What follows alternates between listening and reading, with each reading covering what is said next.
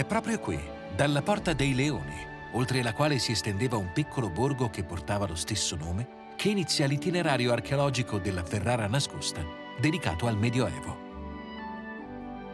Ferrara agli inizi del 1200 aveva una cinta muraria che era stata poi abbattuta nei secoli seguenti.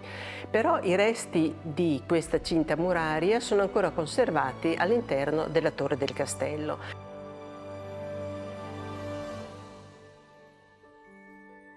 La torre del castello, chiamata dei Leoni, è come una scatola cinese. Se voi andate dentro vedrete con molta chiarezza la presenza di una torre che ancora conserva la sua parte in muratura e anche una parte dipinta. Torre dei Leoni e Porta dei Leoni erano le difese più importanti della città verso settentrione, dove non c'era il Po che la poteva difendere ulteriormente.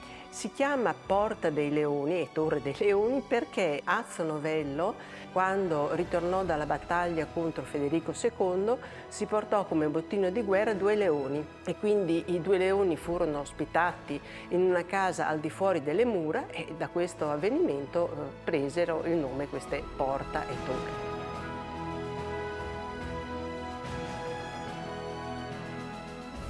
Il circuito murario era anche rafforzato come difesa da un fossato che correva all'incirca lungo le attuali Corso Giovecca, Viale Cavour.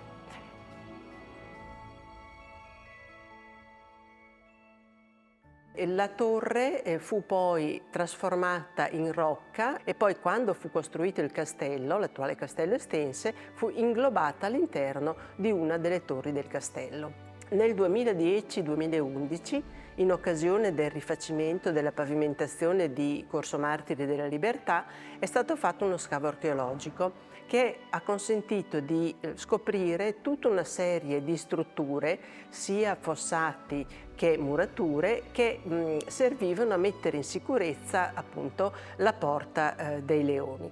Oltre a queste strutture difensive sono ben 4 valli, quindi con fossati, esistevano anche delle murature che collegavano la porta alla torre. Queste murature non sono visibili attualmente, ma durante i lavori di pulizia del fossato del castello è stato possibile registrarle, fotografarle e quindi avere questa documentazione. Sono venute in luce con lo scavo delle grosse murature, alcune ancora con muri in alzato e addirittura la pavimentazione interna della Porta dei Leoni fatta con mattoni posati di taglio. Le mura rimangono in piedi anche dopo la costruzione delle famose mura rinascimentali e lo documenta una bellissima xilografia di Ferrara datata al 1499 dove sul fondo dell'attuale Corso Martiri si vede ancora la presenza della Porta dei Leoni e le murature. La porta fu poi definitivamente abbattuta nel 1514.